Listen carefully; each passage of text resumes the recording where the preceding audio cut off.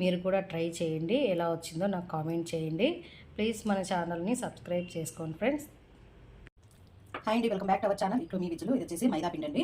ఒక పెద్ద కప్పు మైదా పిండి తీసుకున్నాను. అందులో కొద్దిగా సాల్ట్, షుగర్ యాడ్ చేసి కొద్దిగా ఆయిల్ వేసి ఇలాగ మెత్తగా చపాతీ పిండి కంటే కొంచెం లూజ్గా కలుపుకోవాలండి. ఇంత సాఫ్ట్గా రావాలి మనకు బొబ్బట్లు. ఇంకా బాగా టేస్టీగా చాలా సాఫ్ట్గా రావాలంటే పిండిని అంతటిని సాఫ్ట్గా మెత్తగా రావాలంటే ఇలాగ రోట్లో వేసుకుని దంచుకుంటే చాలా బాగా సాఫ్ట్గా క్రిస్పీగా టేస్టీగా ఉంటాయంట. ఈ విధంగా దంచేసుకోవాలి. నేను కొద్దిగా చేస్తున్నాను కాబట్టి చిన్న రోట్లో వేసి దంచుతున్నాను. మీరు ఎక్కువ చేసుకునే వాళ్ళు కొంచెం పెద్ద రోట్లో వేసి దంచేసుకోండి. చూడండి ఎంత సాఫ్ట్గా అయిపోయిందో పిండి.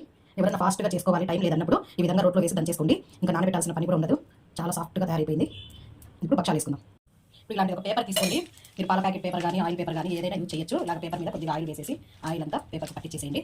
మనకు ఎన్ని కావాలంటే అన్నీ ముందుగా కొంచెం కొంచెంగా పిండిని ఇలా తీసేసుకోవాలి. ఆయిల్ పూసేసుకొని ఈ విధంగా అనుకోవాలి. మనం ముందుగా ప్రిపేర్ చేసుకున్న పూర్ణం పిండిని పెట్టేసుకోవాలి. ఇలా బాల్స్ లాగా చేసుకొని ఈ పూర్ణం పిండిని అంతా ఈ మైదా పిండితో కవర్ చేసేసుకోవాలి. చేసుకొని చేతికి కొద్దిగా ఆయిల్ రాసుకొని, మీరు కావాలంటే నెయ్యితోనే చేసుకోవచ్చండి. నెయ్యితో టేస్ట్ చాలా బాగుంటాయి. లేకుంటే ఇలాగైనా చేసుకోవచ్చు ఆయిల్తో. ప్యాన్ హీట్ ఎక్కిందండి. కొని మళ్ళీ మనం చేతితో కావాలంటే ఇలాగ పలచగా ఒత్తుకో. ఇలాగా రెండు వైపులా ఈవెన్గా కాల్చు.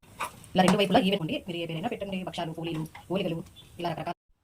సో ఇదండి ఇవాళ మన ఓలిగల రెసిపీ. ఎలా ఉందో మీరు ట్రై చేయండి, నాకు కామెంట్ చేయండి. వీడియో నచ్చినట్లయితే లైక్ చేసి షేర్ చేయండి. Thanks for watching.